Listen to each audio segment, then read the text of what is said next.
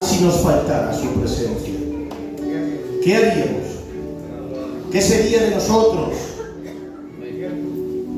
Hay un texto que es muy conocido que dice: Jehová es mi pastor y nada me faltará. Pero ¿saben cómo lo dice en el hebreo original?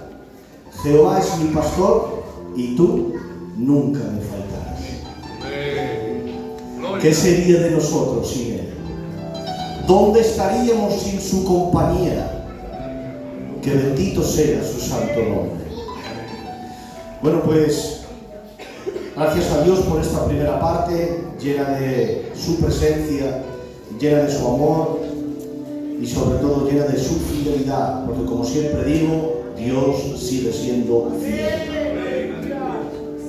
Y bueno, el otro día me llamó el pastor que compartiera un trozo de la palabra del Señor, y yo tengo palabra del Señor. ¿Quién tiene hambre de la palabra del Señor? Levanta tu mano y di un fuerte amén. Amén. Amén. Pues yo quisiera en esta tarde que el mismo bien que me ha hecho a mí la palabra de Dios les haga a ustedes en el nombre de Jesús.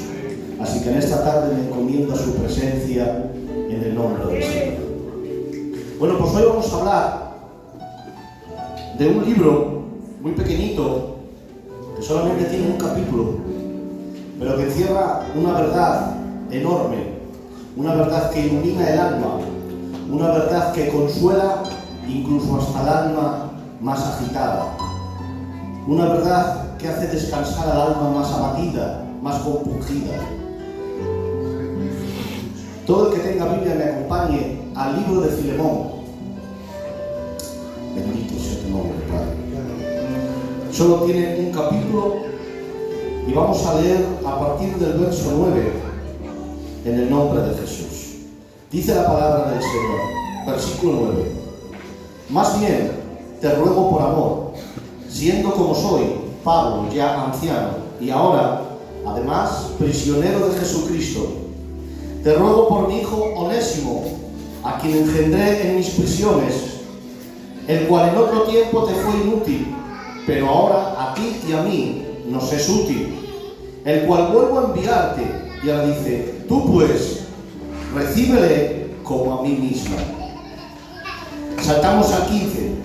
Dice: porque quizá para esto se apartó de ti por algún tiempo, para que le recibieses para siempre, no ya como un esclavo, sino más que un esclavo, como hermano amado, mayormente para mí, pero cuanto más para ti.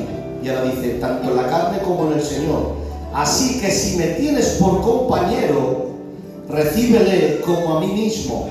Y si en algo te dañó o te debe, ponlo a mi cuenta. Y dice una frase empezando en el verso 19: yo, Pablo, lo escribo de mi mano, yo pagaré. Que el Señor bendiga su palabra en nuestros corazones. Bueno, hoy vamos a hablar de uno de los libros más pequeños, que es Filemón, como hemos dicho antes.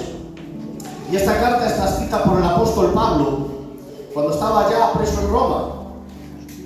Esta carta está escrita hacia un hombre al que Pablo ama, respeta y aprecia. Ese hombre es un hombre llamado Filemón. Filemón era un hombre creyente, un hombre adinerado, acaudalado, un hombre con una buena posición social, un hombre con territorios, con propiedades, con casas. Era un hombre bien posicionado. Era una de las familias más influyentes que había ya en Colosas. Era un hombre de gran fe y un hombre reconocido por su amor al Señor, a la obra de Dios y su colaboración con el apóstol Pablo. Estaba él juntamente con su esposa Apia y con su hijo Arquipo. Y era una familia que tenía una casa tan grande, lo suficientemente como para albergar la iglesia dentro de su casa. En su casa se celebraban los cultos, se celebraba la iglesia del principio de los primeros tiempos. Pero ahora Filemón está pasando por un momento un poco difícil, un poco complicado. Y es que a Filemón tiene un esclavo llamado Onésimo. Y este esclavo le ha hecho una grave ofensa. Dicen los más entendidos que seguramente le robó algo de gran valor y huyó. ¿Qué pasa? Que un esclavo en estos tiempos no era considerado como una persona. Era considerado simplemente como una simple herramienta. Un esclavo en estos tiempos no tenía ningún tipo de derecho, ni podía hacer nada.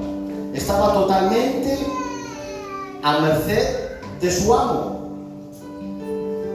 ¿Qué pasa? Que lo que ahora empeoraba todavía más la situación es que la ley romana oprimía a estos esclavos. No solamente no les daba ningún derecho, sino que les daba la potestad a sus amos de hacer con ellos lo que les diera la gana, sin consecuencias ninguna.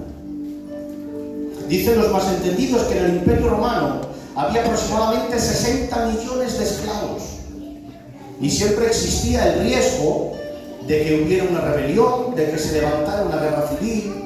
Por eso sus levantamientos se eliminaban pronto, y si un esclavo huía de su amo, lo mejor que le podría pasar es que con un hierro candente le marcaran en su frente una F como señal de fugitivo, de pecador, de ofensor.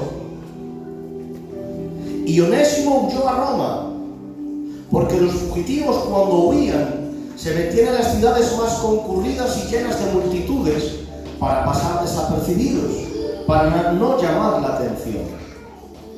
Pero en Roma, qué casualidad, que allí en Roma, en la cárcel, se encontró con Pablo y en consecuencia se encontró con Cristo. Y ahora Pablo lo llama mi hijo Onésimo, a quien engendré en mis prisiones.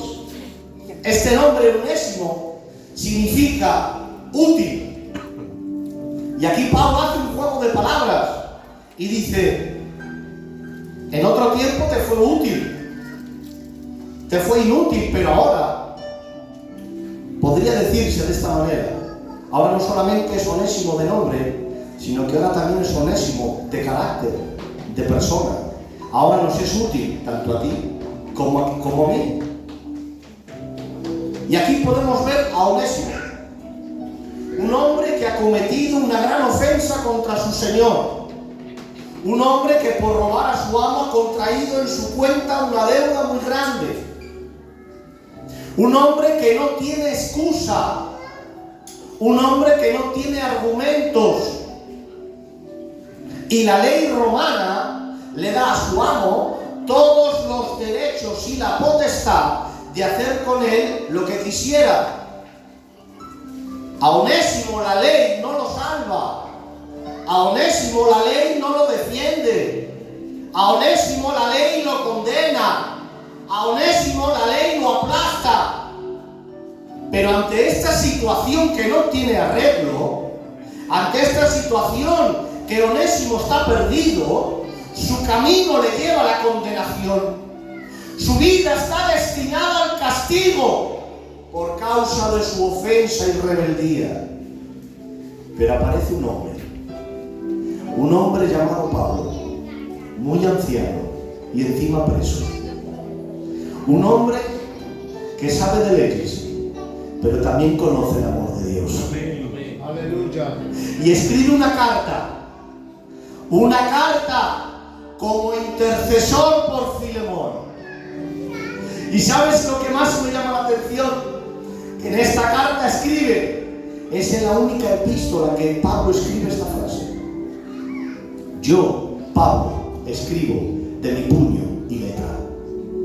¿Saben algo? Dicen los entendidos que Pablo, cuando mandaba las epístolas, no las escribía él. Las escribían escribas, secretarios, por así decirlo, y Pablo lo que hacía era firmar o el saludo principal o el saludo final para darle autenticidad a la carta cuando la enviaba. Pero aquí Pablo no está utilizando intermediarios. Aquí Pablo no utiliza mediadores. Él mismo escribe: yo, Pablo, con mi puño y letra. Ay, Padre, Aquí muestra el ímpetu y la urgencia de su carta. Escucha, y dice, yo pagaré. Aleluya. Amén. Amén. ¿Me dejan aplicárselo como a mí el Señor me lo administraba? Dice la palabra del Señor en Romanos 3:19. Escuchen, por favor.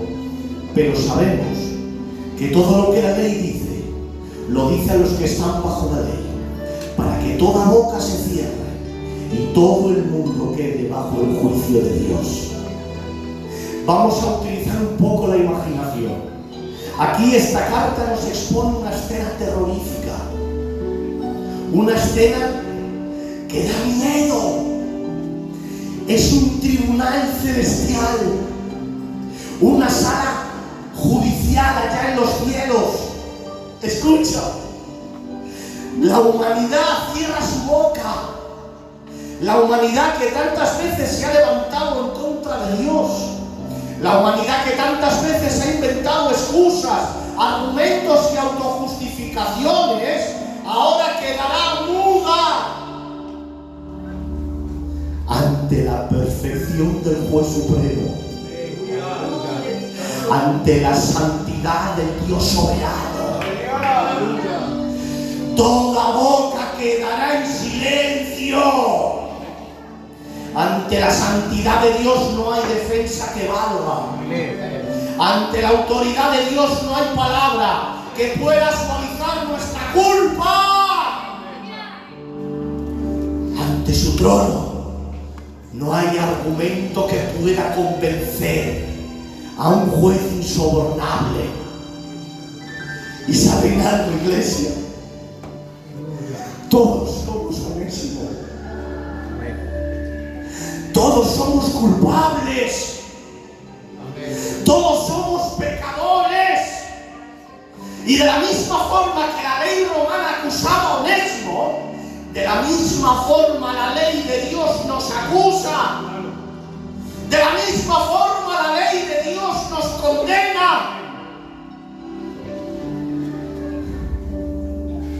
De la misma forma su ley nos acusa ante el Tribunal Santo de Dios. Y no porque la ley sea mala. Su ley es perfecta. Su ley es santa. Su ley es pura. Su ley es sublime. Pero es que la ley de Dios no fue dada para ser una escalera al cielo.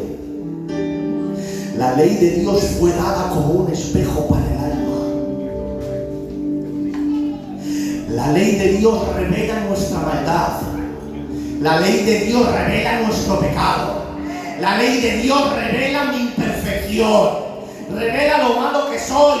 Cada mandamiento roto, cada mandamiento quebrado es un dedo santo de Dios que nos señala, que nos apunta, que nos acusa, que nos condena. El problema del hombre no es la ley. El problema del hombre es la incapacidad para cumplirla y obedecerla.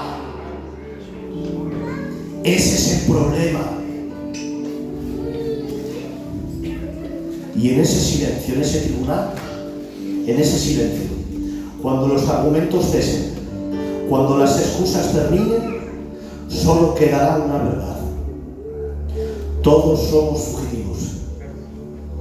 Todos somos Onésimo. Todos somos pecadores. Todos somos culpables.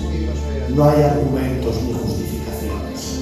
Pero escúchame, iglesia, ayúdame por favor. En este mismo escenario de condena, el Evangelio se levanta con un resplandor glorioso. Escucha, escucha.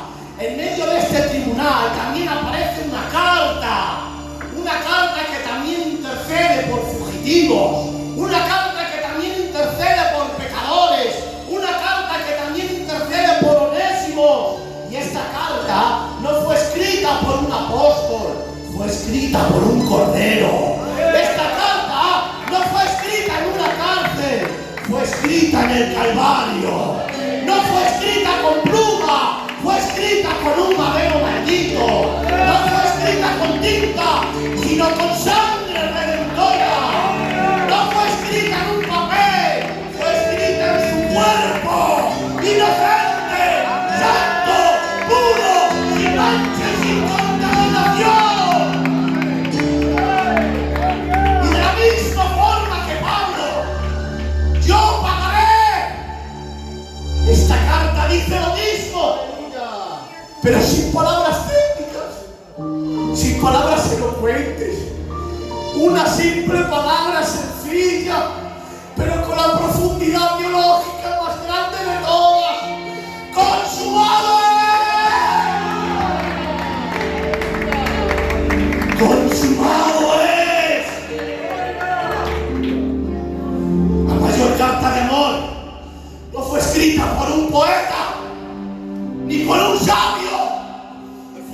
multiplicas por un cordero con corazón de león. ¿Saben algo? Hay muchos milagros en la Biblia. En Josué habla la palabra que el sol y la luna se pararon.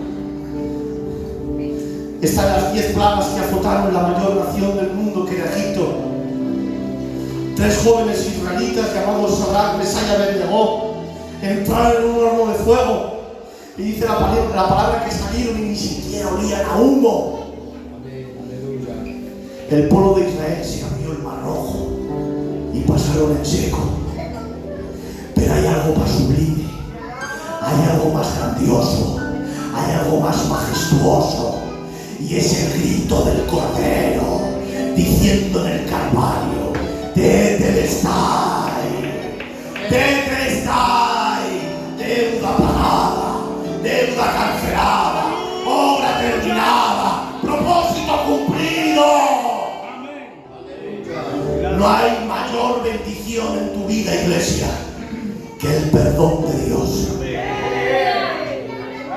¿Saben qué? Un sabio me dijo una vez que es mejor ser perdonado por Dios que ser usado por Dios. Dice el Salmo 32:1, escucha: bienaventurado aquel cuya transgresión ha sido perdonada y cubierto ha sido su pecado.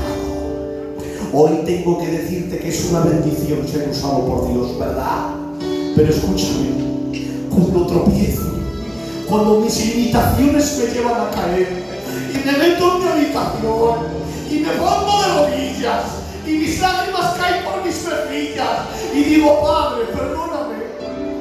Y viene el Señor, perdonando tu corazón, lavando tu vida, limpiándote de tu culpa. ¡Qué privilegio! ¡Qué grandeza! ¡Qué bendición! ¡Qué gloria nos ha dado el Padre! ¿Saben por qué? Porque el mayor milagro es que el Rey vino como siervo. El león vino como cordero. El inocente fue hecho culpable. El santo fue hecho pecado. La hermosura del universo, el cual ni las estrellas pueden opacar su belleza, fue hecho sin atractivo para que le deseemos. La sustancia misma de la vida fue hecha raíz de tierra seca. El que juzga a las naciones fue juzgado. El que condena fue condenado. Gloria a Dios. Jesús, Dios no dejó de ser Dios. Era Dios con todos sus atributos, con toda su gloria. En Él habitaba toda la plenitud de la deidad. Pero en Jesús el hombre nunca dejó de ser hombre, con todas sus debilidades, con todas sus limitaciones, con todas sus necesidades. Escúchame, iglesia, en Jesucristo la gloria divina y la fragilidad humana se encontraron para nuestro perdón, para nuestra redención, para nuestro rescate. El sumo sacerdote que traspasó los cielos, ese es el que vino a rescatarte. El mayor milagro es que el Padre no te entregó cosas. El Padre te entregó al Salvador de los perdidos, al Redentor de los cautivos, a la propiciación de los deudores, a la reconciliación de los enemigos, a la justificación de los culpables. Él te entregó la vida a los que estábamos muertos en delitos y pecados. El milagro más grande es que el Padre te entregó a su Hijo perfecto. Él no te ha dado cosas, Él te ha dado lo más valioso, el tesoro por excelencia, la riqueza más grande que puedes albergar es tenerle a Él. El mayor milagro de nuestra vida, el mayor prodigio, es que en ese tribunal nuestro silencio no fue la última palabra. En ese tribunal, la última palabra la tuvo el Cordero, cuando dijo: consumado es. Y gracias a ese Cordero, escucha, iglesia, hoy estamos aquí. Unos de pie, otros de rodillas, otros seguramente en el suelo, otros pasando por desiertos y otros pasando por tempestades, incluso otros pasando por noches largas y oscuras. Pero ¿saben qué? Aquí estamos. ¿Y sabes por qué? Porque de la misma manera que Eva salió del costado de un Adán dormido, de la misma manera Eva, de la misma forma la iglesia salió del costado de Cristo, del Cordero en su sueño de muerte. Y hoy tengo que decirte algo, iglesia de Dios. No eres fruto de la casualidad. No eres fruto de la suerte. No eres fruto del azar. Eres fruto de su costado traspasado. Eres la cosecha de su amor. Eres la siega de su gracia. La cosecha de su perdón. Y hoy, a pesar de los problemas, de las tribulaciones y de las tempestades, hoy la iglesia de María está aquí para ser el eco del salmista cuando dijo: no a nosotros, no a nosotros, sino a tu nombre sea toda la gloria. Iglesia de Dios, no sé lo que va a pasar mañana, no sé lo que mañana va a traer, no sé, pastor, lo que va a suceder en el futuro, pero ¿saben algo? Yo sí sé algo, y no es una opinión, es seguridad. Pase lo que pase y venga lo que venga, la iglesia de Marín permanecerá aquí glorificando, exaltando y adorando el nombre del Señor. ¿Saben por qué? Porque la iglesia no está fundamentada en hombres. Dijo mi Cristo: y sobre esta roca edificaré mi iglesia, y las puertas del Hades no prevalecerán contra ella. Por eso en esta tarde tengo que decir, a pesar de los problemas, de las tribulaciones, de las adversidades, gloria al Cordero, gloria al Verbo, gloria al Cristo, gloria al crucificado, gloria al Santo, gloria al sublime, gloria a nuestro Salvador. ¿Cuántos creen esta palabra? Levanta tu mano y di un vivo amén. Iglesia del Señor, te aliento, te animo, iglesia, adelante, porque Dios está contigo. Termino con este texto, 2 Corintios 6:9, escucha: como desconocidos, pero bien conocidos, como moribundos, mas he aquí vivos, como castigados, mas no muertos, como entristecidos, mas siempre gozosos, como pobres, mas enriqueciendo a muchos, como no teniendo nada, mas poseyéndolo todo. Iglesia de Dios, te aliento, te animo, adelante, Dios está contigo. Un aplauso al Señor y que Dios les bendiga.